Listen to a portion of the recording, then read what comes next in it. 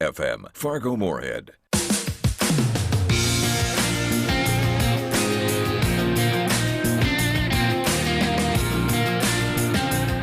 Welcome to WDAY Midday Weather and Ag in Focus. Thanks for joining us this afternoon. 103 right now, and I'm meteorologist Justin Storm here with Chief Meteorologist Dean Wysocki and Ag Director Bridgette Readel. And all I gotta say, I'm glad to be back, guys. How have you been in these last 2 weeks? It's been quiet. I bet it has been real quiet. Who are you? New here? Have we met? I just got brought in to fix some electrical issue, I guess, and they threw me in here, so we're just seeing where it goes. Welcome back. Good to see you. Hey, I'm so glad to be back. Better yet, thanks for sending baby pictures. We're a lot happier about that. Oh, you're welcome. Yeah, little baby's doing well. He's good. Acting like a baby and sleeping a lot, thankfully. But you're not crying too, are you? I've come close a couple times. It's usually after the second hour of screaming. I just gotta walk away. Yours or his? Mine. That's what I thought. Hey, you know what? You can't scream about the weather. It's kind of nice out today, boys. I mean, can't. The sun's shining. It's shining now. It's nice. A little on the chilly side, but not bad. And we're going to warm things up, though. That's the nice there's part. Nice warm temperatures in the forecast, and we'll talk about those coming up here as well. What have you guys been doing over the last couple of weeks? You have any fun guests that have come on? A couple. Since I've been gone? A couple. Well, there was a day that was just Dean, and I quizzed him pretty hard. But other than that, that was fun. We've had a number of folks that we've had a chance to visit with, and that doesn't slow down. We have another guest today. We're going to talk. I know you're fascinated with orange juice, and today we will have Gene McAvoy. He is with the University of Florida Research Center, and we're going to talk about not just what Hurricane Ian did to the citrus crop, but more symptoms and factors that are going to go on that are going to affect the price of orange juice and the supply later this year. I think it's going to be a very interesting conversation that will start at 1:20 when Gene joins us on Weather and Ag in Focus. So Gene will be joining us here in about 15 minutes. We'll touch on the forecast, and we still have our ag topics and headlines we need to get to, and I'm eagerly looking forward to hearing about some of these. The pop quiz for you, going to be big. You missed a lot. What kind of pop? Grape. I love grape. Good. I used it to put out a combine fire once. What? That does not surprise me. Okay, now I need to hear this story. We had a combine fire in the field, and it was my brother and I, and we didn't have a fire extinguisher at the time, so nobody would drink the grape pop in the cooler on the service pickup, so we just shook up the cans and shot them up into the engine compartment and put the fire out with them. Sounds like a sticky situation you had there. I knew that was coming. Wow. Now the big question is, did it work? It did. It wasn't complete, but it kept it from being a total loss on that combine. Oh, that's good news. That's right. I mean, I guess it's sticky, better than burnt. just wait, Dean. The puns are going to get worse. It's going to be a good day. Man. So we hope you stay tuned with us. Lots to coming up here on Weather and Ag those in jokes, Focus. I hope they do too. Oh, we got some better jokes. And Dean, did I hear something about trivia? Is that today? That's not going to be today. No? We'll try and do that Friday. Oh, there we go. Yeah, I'm trying to find something where we can't Google search it. And it's like just how hard you got to slap a chicken to cook it in one slap? Yeah. They Google searched that and got that right. Okay, seriously. How are you going to find an answer if you can't Google search it? He ain't got any answers over there. I told him I'm digging out my old tests from college. Oh, this is about to be fun. And see if there's something on there that was... All right. So they can't Google search it. Can you list the components of the equation of motion? There you go. I guess you could Google that one too, but... well, we'll be right back after ABC News, and we'll continue our conversation. We'll take a look at that forecast, let you know what the next week is going to look like here around the area, and then we'll zoom out in the back half of our show, take a look at national weather as well. So stay tuned. We'll be right back after ABC News. From ABC News, I'm Richard Cantu. The FBI is joining the search for what may be dozens of corpses after an Iowa woman came forward claiming her father, who died in 2013, was a serial murderer. Authorities are searching an area in Fremont County, Iowa, where a woman, now 53, says as a child she helped her dad, Donald Dean Studi, dispose of up to 70 bodies at the bottom of a well. She claims her father abducted and then killed them over a 30-year period. Most of the victims, she claims, were female sex workers and transients from Omaha. ABC's Andrea Fajii, the woman's older sister, says it's not true. 2 years in prison, the sentence for Capitol insurrectionist Hunter Seyfried, who stormed the U.S. Capitol with his Confederate flag-toting father that day.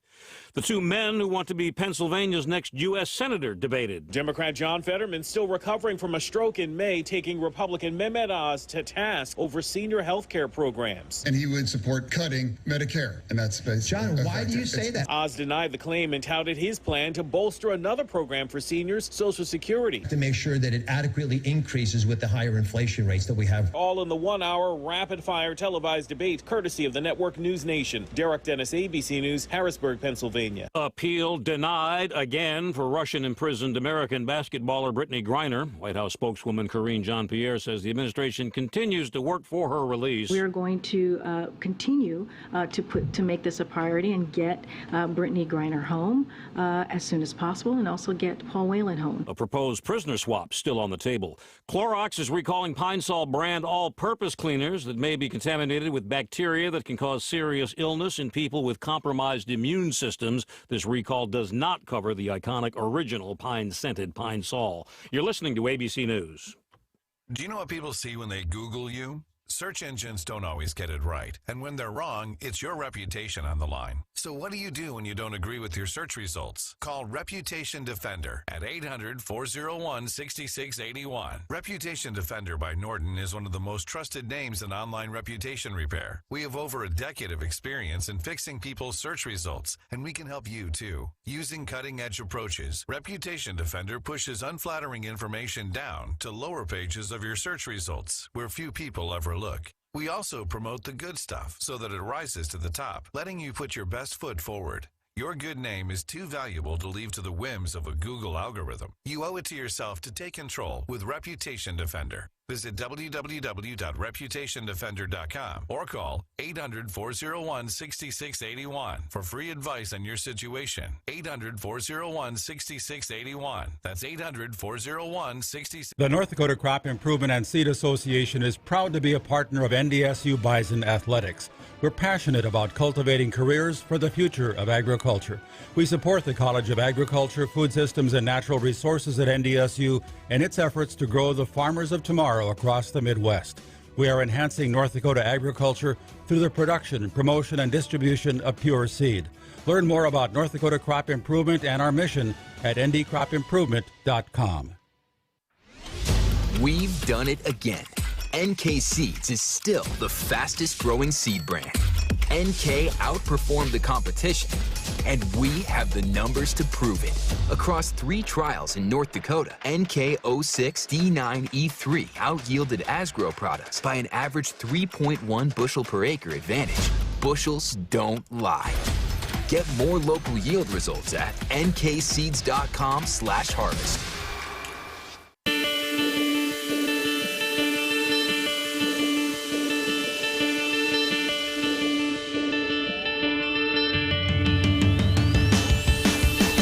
And welcome back to Weather and Ag in Focus.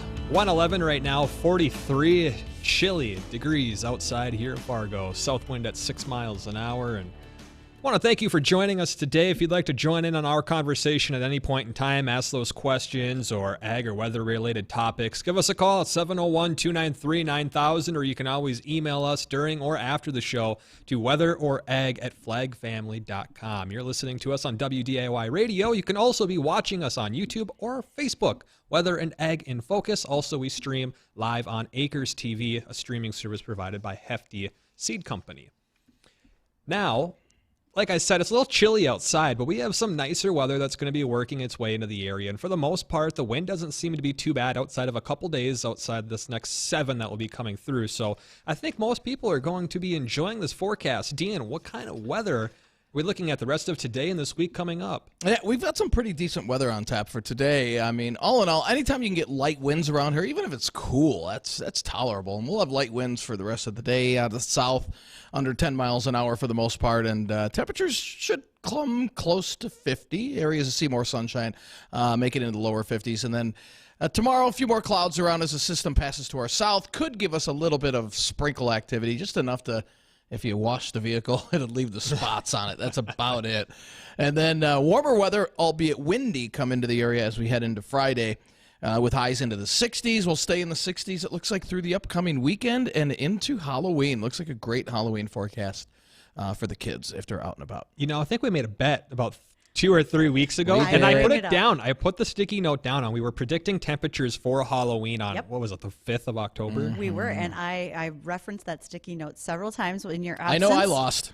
So far. Dean, you went with like, what, 30? I went with 30s, yeah. You went with 50s? I thought I was a little warmer than that, but maybe 50s. I'll take it. And I went 70s. Oh, you did? I don't know what he was smoking. Yeah, you know what the models are showing right now on Halloween. Nice. About 60. It's like lower 60s. Yeah. I'm pretty close. Me and Bridgette are pretty close neck for and this. neck. And we haven't determined what our steaks will be yet, and I do mean STEAK. I'm not talking I about... like ribeye. Yeah, well, you can buy me a prime rib. Like the whole roast? Sure. Oh, no. I want a dozen then. Your negotiating skills are terrible. So far, I'm winning everything. Oh, my, oh, my. But it has been dry, and we need some precip. And I just took a look at our latest American model that just came out this morning, and it is starting to change the pattern and bring some more precip in here late next week and into the second week in November. God, it's in November already. Yeah, into the second week in November. The whole year has just been flying by. And again, the start of the LRC cycle has been extremely dry, and that's not good. I mean, there's been a few storms, but only a very few so far. They haven't directly hit us. They've No. either just set up just east or just north or south. They've gone through. We've gotten in on the wind. So I had an interesting question at lunch today, and that was with all the cracks that are in the ground in some of these areas, you know, if you think about like our Fargo clays and how when they contracted as they've dried out, do you think we'll catch more snow that way and replenish some subsoil moisture if we have snowy weather? What's your opinion, folks? Well, I mean, we're going to get the rain first. I don't think we're going to jump right into snow. So I think we'll get some. You'd be surprised. Dean. Yeah, I know. We But skip seasons. we here. could. But I think we'll replenish that. But Okay. again, let's say over again, I've been saying this for the last week or so. If we don't get something in here decent within the next 3 weeks, we're just going to expand the drought conditions, and that's not a good thing. No, it's not, because right now, you and I saw a statistic last week somewhere in the neighborhood of 65% of the U.S. is in drought conditions. Yeah, That's pretty and massive. I was talking with Gary, and he's like, don't push the panic button just yet, Right? Because it's not what the models are forecasting; it's what actually pans out. So We never panic here at WDAY. Never. We bring you facts and resources and news. That's right. what we do. Absolutely. So we'll wait and see what the next 3 weeks hold, but I do foresee more precip coming into the area. That would be which is good. awesome. Except, again, I would like to go back to those who are in northern Minnesota who have had some on and off rainfall. They'd like to finish their corn, please, and I'm sure they're going to get a chance to do that. They've got, 6-7 days here? It'd be awesome. Some real Get nice the weather. harvesting out of the way. I was wondering, Bridgette, about the harvest of corn and sunflowers. Has that happened yet? Has it not happened? Is it going to? Because I was driving through over towards Northwood, and I saw a field full of just deader than a doorknob sunflowers. I mean, they're like just black poles at this point. Is that normal? Yep. You wait until there's really no green material left on a sunflower before you combine it. Okay. And literally as the combine hits it, those stalks pulverize, which is why there's such a Disintegrate. fire hazard when you're combining, is because there's just nothing left of them. So sunflower harvest has been going on, particularly as we go west. Some of that more eastern area, I think there's a number of producers that want to take their corn off and then they'll go to their sunflowers. But if sunflowers start to break down, if we got a lot of heavy wind or if we were expecting heavy wet snowfall, that would break them down and then you wouldn't be able to pick up the heads once they hit the ground, the sunflower head, we'd want to go get those first. So what do you do if that happens? Let's say just freak nature, you get 10 inches of snow, it squashes all of these sunflowers down. Is that just a complete loss, or is there a way to recover some of that? Unless you can ride that header right on the ground and hope to pick some of them up, but generally you just got more rocks and dirt and it's not worth it. So if the head, if you have sclerotia and you have a white mold and you wind up where the head rots off, that's a bad situation because now that head hits the ground, you don't have a way to pick that sunflower head up. Yeah, so it can happen. I see. Well, we're going to get our guest on the line, and our guest is Gene McAvoy. Is that correct, Bridgette? McAvoy. And again, he's that down in Southwest Florida, the Research and Education Center down there. We're going to talk about what's going on with the citrus crop down there. Is it Was it in danger before or after Hurricane Ian, or is it kind of a combination of things? We're going to find out. So again, if you'd like to join our conversation, ask us any questions, or our guest, give us a phone call, 701-293-9000, or you can send those via email, weatherorag@flagfamily.com. So stay tuned. We'll be right back with our guest. There are a million reasons to love a pet, and a million more to love a shelter pet. During the month of October, Muscatel Subaru has teamed up with Homeward Animal Shelter of Fargo to find forever homes for shelter pets by donating $100 each day of the month for pet adoption fees. Having Muscatel Subaru help with adoption fees makes this a great time to consider adopting a four-legged companion. Go to homewardonline.org to see available pets and to make an appointment today. I'm David Chapman, and I'm a candidate for district judge. Our courts were designed to interpret and enforce the law. Our courts were not designed to write the law, which is the job of our elected legislators. In North Dakota, our judiciary carefully respects this special role, and I am a candidate because I wish to use my years of experience to continue that tradition of enforcing the law regardless of personal preference. If elected, I would be honored to serve. Paid for by David Chapman. I'm John Hoeven, candidate for the U.S. Senate, and I approve this message. North Dakota is an energy powerhouse, and John Hoeven's helped make that happen. John worked with industry to unlock the potential of our vast energy reserves in the Bakken, and is fighting Biden's efforts to handcuff American energy producers. North Dakota is providing energy to the world, and John Hoeven is working to ensure North Dakota remains an energy powerhouse long into the future. John Hoeven works for North Dakota. Paid for by Hoeven for Senate. You know how they say the most important thing in real estate is location, location, location? Well, location is critical to seed innovation as well. That's why Pioneer invests millions every year in local testing, more than 17,000 on-farm trials. It's all to ensure that you can plant seed proven to perform in fields just like yours. Because at Pioneer, our name is our mission. What's next happens here. Learn more at pioneer.com.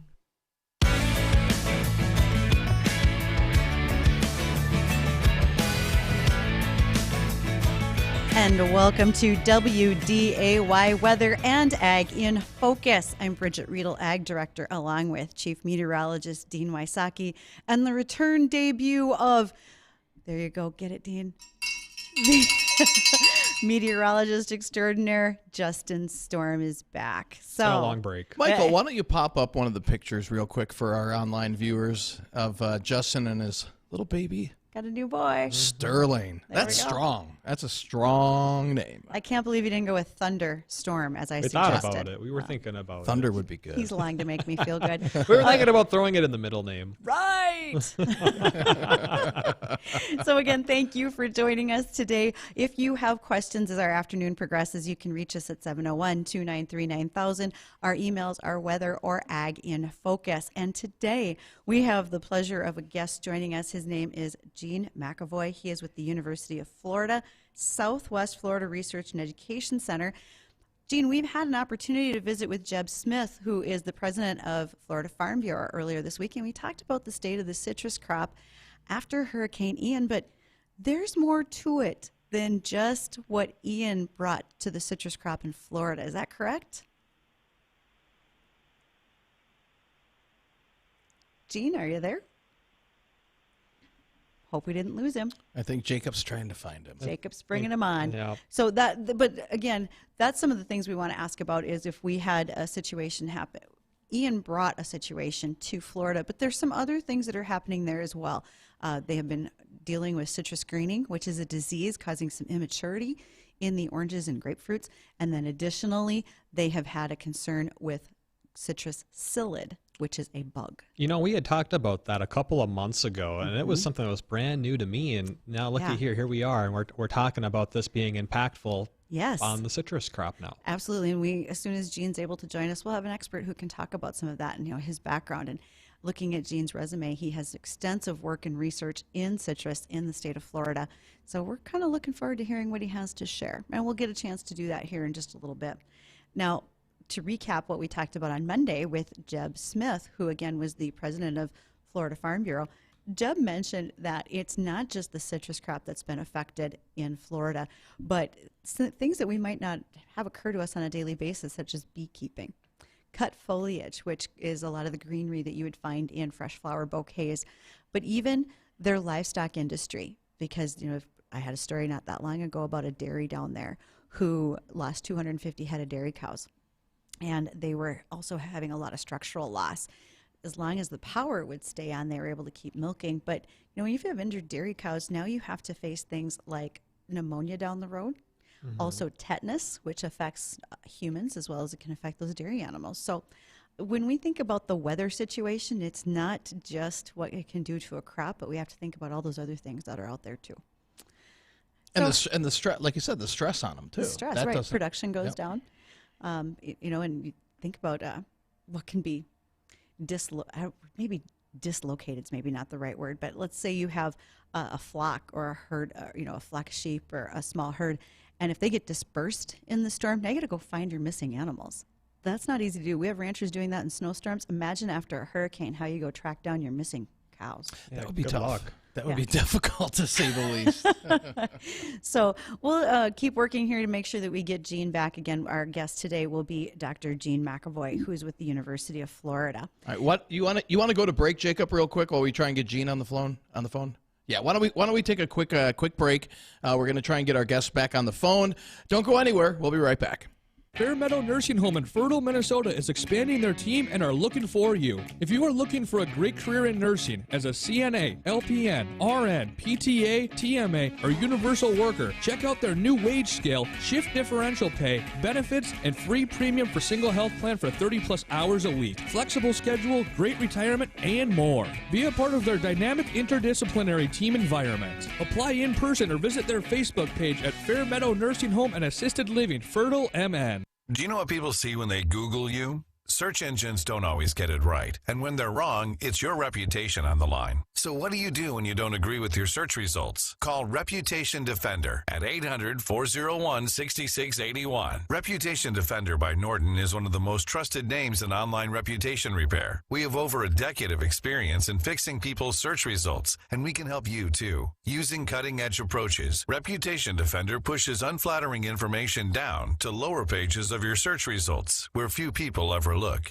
We also promote the good stuff so that it rises to the top, letting you put your best foot forward. Your good name is too valuable to leave to the whims of a Google algorithm. You owe it to yourself to take control with Reputation Defender. Visit www.reputationdefender.com or call 800-401-6681 for free advice on your situation. 800-401-6681. That's 800-401-6681. I'm Kristen Roars, District 27 State Senator, and I'm seeking re-election. As a nurse, I'm trained to assess the needs of those I'm helping and provide solutions. As our district grows, we need to address the rising cost of living, the struggles growing communities and farmers are facing, and the daycare and workforce shortages by electing legislators who have the experience and vision to get things done. I've accomplished many things during my first term and want to continue serving as an advocate and voice for the residents in District 27. On November 8th, vote to send me back to the North Dakota State Senate. Paid for by Vote for Roars. Hayden Wiersbacher, Treasurer.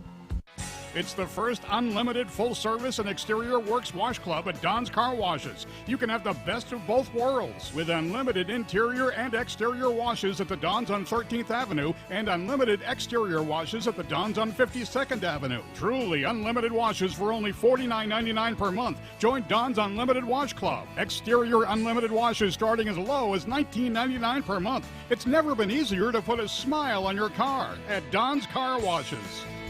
Busch Light Apple is back for 2022. It's not a cider. It's actually a beer that tastes like apple and goes down smooth. It's been a popular seasonal beer the last 2 years coming out with the apple harvest, and this is the third and final year they'll produce this beer. So if you've not tasted it, this year is your last chance. And if you liked it last year, then you better get to the liquor store before they're gone. Clear, crisp, light beer in the red apple colored can. Find it in your neighborhood liquor store and take it home to your backyard or the lake. Busch Light Apple, get it now. Attention North Dakota farmers. When asked if he supported federal crop insurance, Rick Becker, candidate for the U.S. Senate, said, "No, I don't support any federal insurance." It's clear that Rick Becker doesn't understand the importance of federal crop insurance to farmers and ranchers. Without federal crop insurance, North Dakota would be just one natural disaster away from wiping out our ag economy. It is also clear that Rick Becker has little respect for our farmers and ranchers. The American farmer was the epitome of a rugged individual that was on their own, that made their way, and they've become barely anything more than a tool of the federal government. Rick Becker will end federal crop insurance, and North Dakota farm families will pay the price. North Dakota Strong, paid for and is responsible for the content of this advertising, not authorized by any candidate or candidates committee. Learn more at northdakotastrong.org.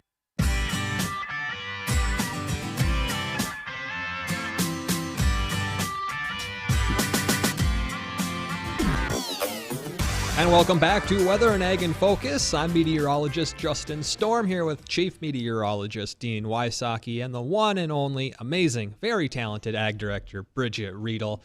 And we're trying to get connected with our guest, that is Gene McAvoy, and he's just having a little bit of issue getting a good signal down there in Florida, so he's trying to relocate so that we can get a secure line. So he'll be joining us shortly. In the meantime, we're going to move on to another topic. And what would you like that to be? I feel like you're just over there waiting to spring something on Dean and I, because you've got.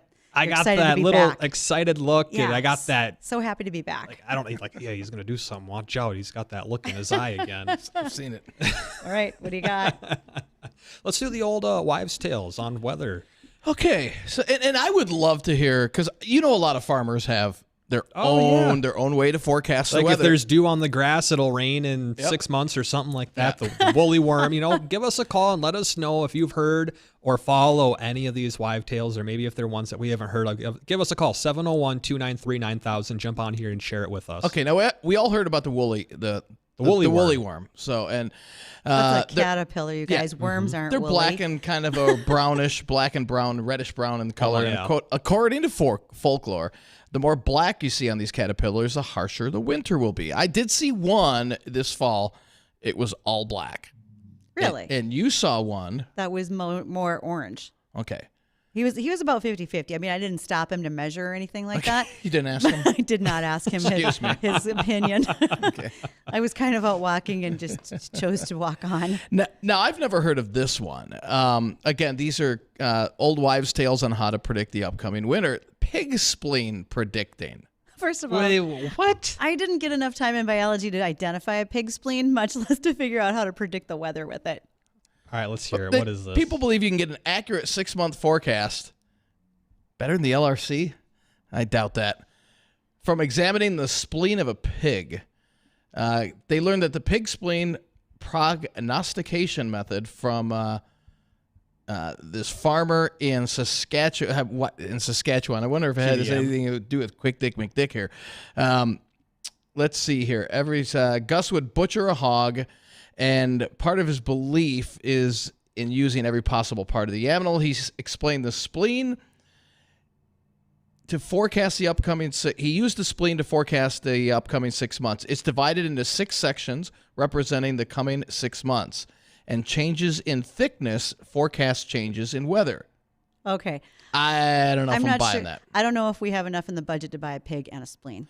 And there's another one saying that the pig's gathering sticks or leaves in the fall. If there's a bad, they gather more sticks and leaves if there is a bad winter ahead. Well, we'll maybe compare that with the day we do our LRC cycle. Yeah, special we'll see report. what happens. Now, back to our guest, and I believe we have Gene on the line. Gene McAvoy. He is with the University of Florida, Southwest Florida Research and Education Center. Gene, how are you today? Very good, Bridgette. How are you? Fabulous. Thank you for joining us. And for those who are listening, again, I'm Bridgette Readel, Ag Director, along with meteorologist today, Dean Wysocki and Justin Storm. And our guest, Gene, we invited you to be a part of our conversation because we hear so much about post-Hurricane Ian, what's happening to the citrus crop. But there's more to the story, right? It's not just about the hurricane. What else is going on in Florida these days with citrus? Well, citrus has been declining for about over a decade now, since the imported disease known as citrus greening, or Long Bing is the Chinese name from it, came into the United States from South America via Africa, originally from China, but it's been moving around the world. And it is a bacterium that becomes systemic inside the citrus tree and plugs up the vascular system, basically causing the tree to slowly starve to death over time. So through that, with that greening, you said it's a bacterium. Is there anything that you are able to do as a preventative measure or even after the fact? Or do you see the decline to continue with citrus greening in the state? Well, there is no cure for it. And it's an unusual bacteria in that most bacteria cause rots and spots and, are superficial on leaves and fruits.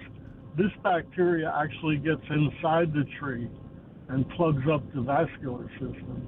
The other unique thing about it, it's spread by a small insect known as a psyllid, kind of like an aphid. And the psyllid, spreads it from tree to tree. So one of the things you can do is try to control the psyllids. But unfortunately, if the psyllid is carrying the bacteria, it doesn't take a long time to transmit the infection. So even though you may kill the psyllid, chances are it will infect the tree before it dies. Will that psyllid affect the tree or the fruit? Does it matter? Can it affect both? The psyllid feeds on the leaves. It sucks the juices from the leaves. Oh, okay. So it's kind of like malaria in people, where, the malaria mosquito spreads the parasite from person to person as it feeds. Right. So you said this is a bacteria that's affecting these trees that's clogging up the vascular system. So it's kind of like a blood clot in a person, and it just kind of stops the circulation of that water up and down the tree. Do you know, is there anything that's being done, like research as in a way to find a cure for this bacteria? Between the United States Department of Agriculture, growers taxing themselves through a citrus box tax, state of Florida, we've spent hundreds of millions, if not $1 billion over the last decade looking for a cure, and we haven't found one. We can do certain things to slow the disease down. As I mentioned, we can combat the psyllid, but we haven't discovered a cure. And the bottom line is that we have gone from over 800,000 acres of citrus 15 years ago to less than 400,000 now, and our yields have fallen from 300 million boxes a year to the current projection, which is 28 million boxes, so 1/10 of former production. Wow. And that projection of 30 million or 28 million was before the hurricane. So we now are trying to take into account what the hurricane did, and that's obviously going to result in a substantial decrease beyond the 28 million. Right. So with all this research that's been going on with trying to find some form of cure for this disease with the citrus crop, is there being any positive signs in the right directions, any results that are like, oh, this is interesting, let's keep diving into this?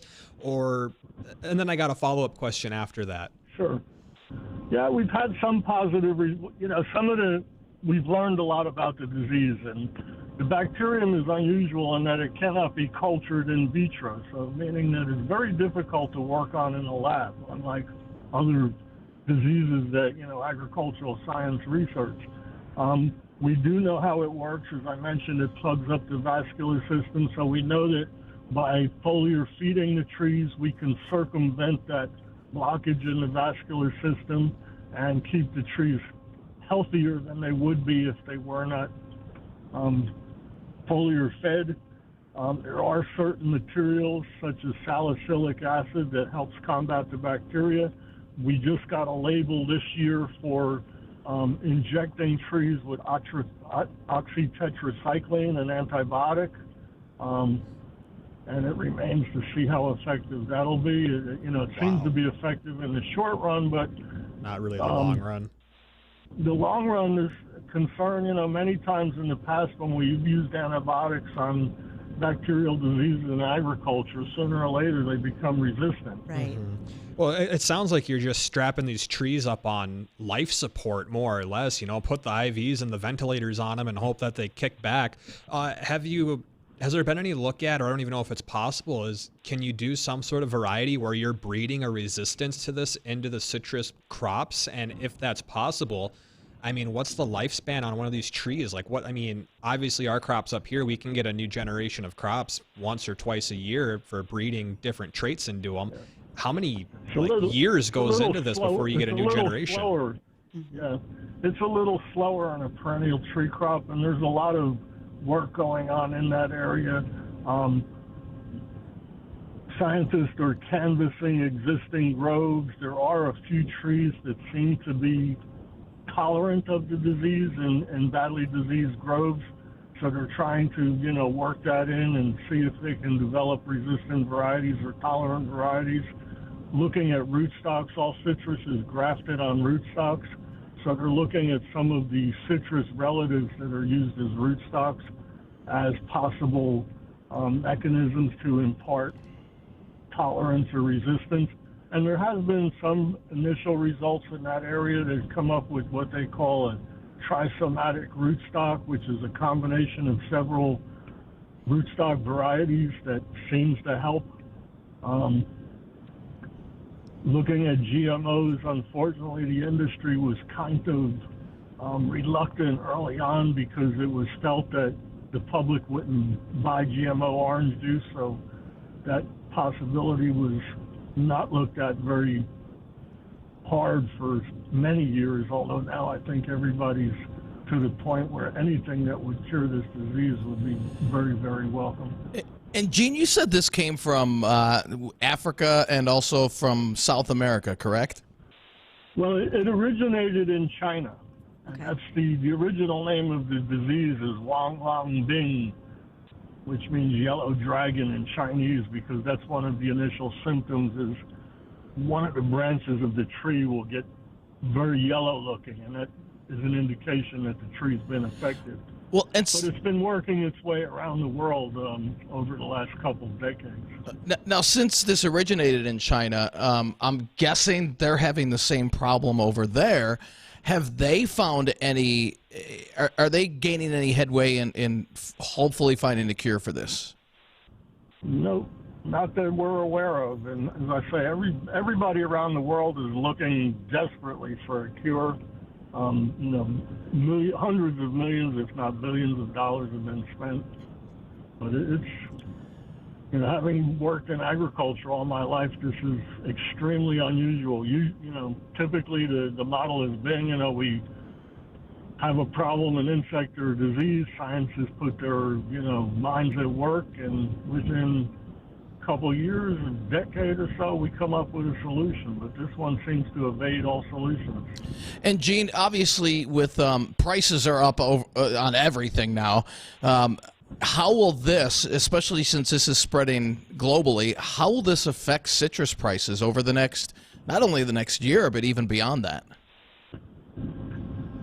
Well, it will cause an increase in prices of citrus products, citrus juices, orange juice, as well as fresh fruit. It's also impacted the industry in that, as I mentioned, it's greatly impacted our yields. And at the same time, our cost of production have more than doubled, have really quadrupled in the last decade trying to combat the disease, in addition to, rising prices that everybody in agriculture is facing. So in many cases, that's, making up growers' mind whether or not to stay in production or not. If you're not making enough boxes per acre to pay your cost of production, it doesn't make a lot of sense to stay in the game. Right. Gene, when you look at citrus greening coming in from with the citrus psyllid, I was thinking potato psyllid. We do have that up here as well. Right. Right. Do you see it not just in orange groves, but also grapefruit or lemons, yes, etc.? all citrus, okay. Lemons, grapefruit.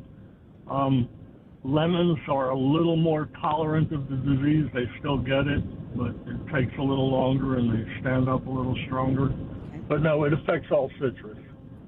Now, the other question I have is, with all the rain that we have seen come through the area with Ian, what are the soils like? Are the trees saturated? Are you worried about a root rot or anything like that, or also insects emerging after that storm has come through? To some extent, Bridgette, but if you know South Florida, we, basically are farming with, what was formerly swampland. So all of our groves and fields are designed with drainage. We can move massive amounts of water in and out of fields as needed. We have very sandy soils. We weren't flooded that much in southwest Florida where I am. Further north in the center part of the state, they did have more flooding. And again, if a tree sits underwater for over 24 hours, it's going to impact that tree. If it stays underwater for 48 or more hours, could kill the tree. Wow. But as I say, we have the ability to move massive amounts of water, in surrounding every grove and between, every so many rows, we have big ditches, huge pumps to pull the water off. Well, we're speaking with Gene McAvoy, and if you'd like to join in on our conversation, ask a question. He's a citrus expert down in southwest Florida. Give us a call, 701-293-9000. Ask those questions. We still have a handful of minutes here with Gene. And I wanted to switch this off from the bacterial disease that's impacting the citrus crop so heavily down there, which still doesn't have a cure, and there's really not a great lead in a direction to go to kind of combat this besides just strapping everything on life support. How has Hurricane Ian, on top of that, affected this crop with the excessive winds that have come through? We know that the water hit the central portion of the state. That made the soil a little looser. Did it take down a lot of these citrus crops that have been around the state? Do you know about that at all? Yes. Yeah, that's a big problem that we're going to be facing this year. We have two main varieties of citrus. We have what we call the early season crop. Those are varieties like Hamlin, and they typically come in early November. And so they were nearly mature, and the fruit was well sized. And a lot of that fruit, because of the size and because of the fact it was almost mature, didn't take a lot of wind. And we saw 60 to 70% of that fruit on the ground after the hurricane passed by. Okay. The late season crop is known as Valencia, and that matures in late February. And so that fruit is smaller. It's, more like the size of a ping pong ball, a little bigger at this time. Mm-hmm. And that, we didn't see as much drop, probably only 20 to 30% dropped off the tree. But what we're seeing now, 10 days and 14 days after the storm, is those little fruits were, twisted violently for 8 hours. And it basically broke the vascular connection, in the stem between the fruit and the tree. And I'm actually in a grove right now, and you're seeing a large percentage of the fruit is turning orange prematurely. It's desiccating, and it's going to drop off the trees and not make a crop. Oh, that's just terrible. Yeah, it's a little early to tell, but I could see another 30% off of, the already low estimate of 28 million boxes. That's not good. No. And how about with the trees that were so damaged where they've basically been killed, they sat in water too long, or they completely got uprooted or knocked out of the ground? What's the time frame from planting a new, say, orange tree until it's at the point in its life where it's getting a good yield of oranges on that? Is that like a 5-year, 10-year, 20-year ballpark? Basically you'll start producing oranges in 3 years, and it takes about 5 years to start making a good cash flow. Wow. So this is going to be just a lengthy recovery with all the damage that's happened to the trees, plus combating this bacterial disease that's going across there, and it just seems like it's almost an uphill battle both ways. Yes, and then the other thing that you have to consider here in Florida is, we have about 1,000 people moving into the state every day. Holy cow. And it's pushing real estate prices through the roof. And again, if you're a grove owner, and a lot of these guys have been in the business for 30, 40, 50 years, and they're now, my age, I'm 70. Are you going to plant another grove, or maybe it's easier to grow Yankees? Well, what about like insurance assistance down there when it comes to the loss on just the orchards and the fruit? Is there any form of assistance down there for disasters like this with the citrus crop? There is insurance. There is insurance. Most growers do have insurance, and you can, if you insure 100% of the crop, it's going to be quite costly. So you could choose levels, 70%, 50%, and most guys are going, at some of those lower levels, and that's actually what I'm doing right now is I'm riding the groves and, working for some of the growers to do an independent assessment so that, when they make a claim, they'll be able to, contest any, finding that, the company says, well, if the company says, hey, you only had 30% and, my consultant's saying I have 60%. Gene, as we wrap in our last couple of moments here, I have one more question for you. You mentioned that you measure yield in boxes of citrus. Can you tell me how much is in a box? Are we talking about the regular size boxes when I buy a large gift box, if you will, of citrus? This goes back historically, back around the turn of the century, oranges were packed into wooden crates to transport out of the fields, and the standard weight of a crate is 90 pounds. So a box is equal to 90 pounds of oranges. Oh, okay. That helps put it in a lot of perspective. Oh, yeah. Right. And another way to look at that, too, is, a gallon is about 8 pounds. So that's roughly about 10 gallons of orange juice, almost equivalent, just weight-wise. Well, yeah, you don't quite get, concentrate. Right. You don't get 10 gallons out of it. Pound when you squeeze them out, but yeah. Right. Okay. Oh, Gene McAvoy, you have been a wealth of information to those of us who live in the north and rely on all our citrus coming from you. So thank you so much. Again, Gene is with the University of Florida Southwest Research and Education Center, and he has been a fabulous guest to join us and talk about his wealth of knowledge and what's going on in the citrus crop in Florida. For those of you who are listening, we're going to take a moment to catch up with American Ag Network on the markets, and then we'll be back to wrap up with the weather here on WDAY, Weather and Ag in Focus. Download the app, sign up, and say bye-bye, bugs. Tommy's Express Car Wash is that easy. Tommy's offers a cleaner car wash and an overall better experience. Wash your car as often as needed. And the best part, after 3 washes, it pays for itself, and you can use it at all 3 other FM locations. Download the app, pre-buy, and skip the line. Or stop by one of their 3 locally owned Tommy's Express Car Wash locations. Tommy's Express Car Wash. Love your ride.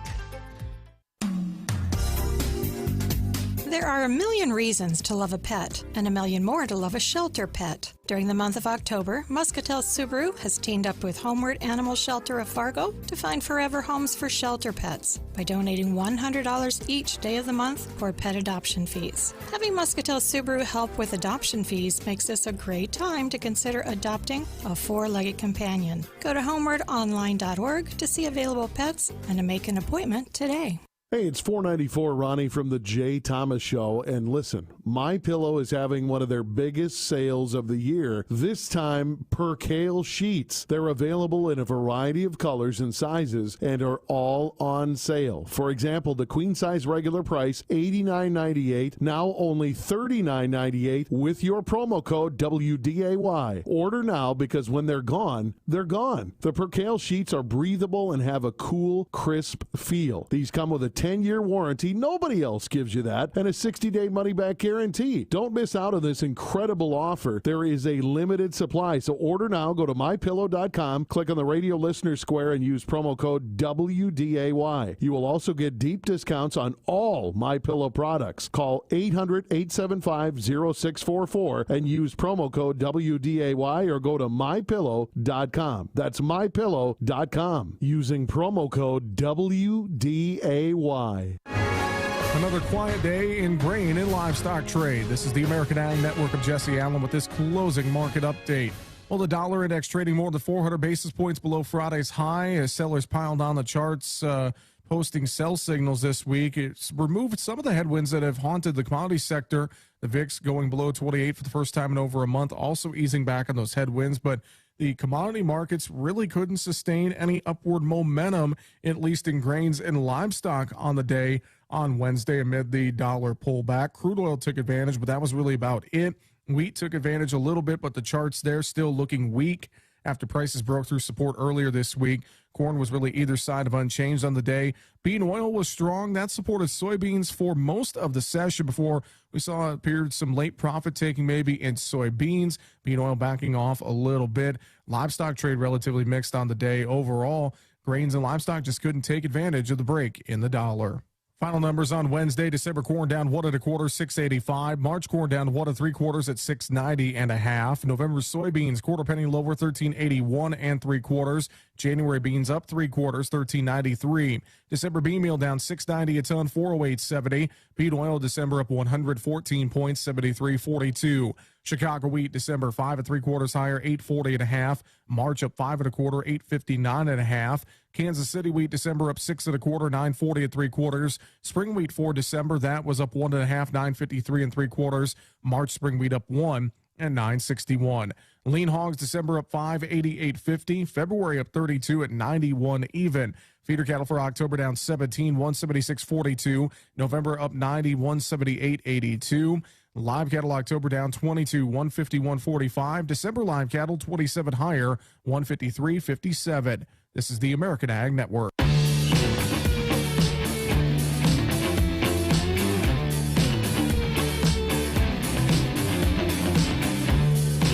Hey, welcome back to Weather and Ag in Focus. We want to thank you for joining us this afternoon.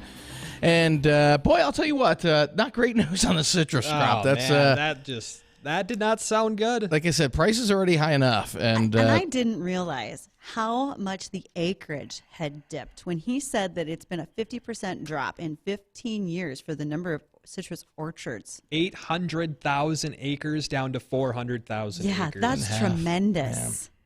So I had a lot to learn there. And again, in order to prevent my scurvy, I appreciate the orange juice we get from the south.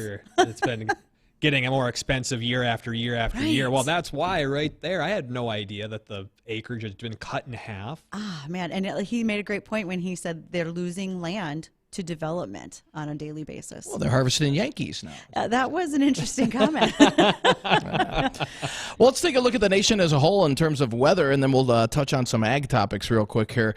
Pretty quiet. The only really bad weather in the nation is in the coastal Maine area where they have flood watches.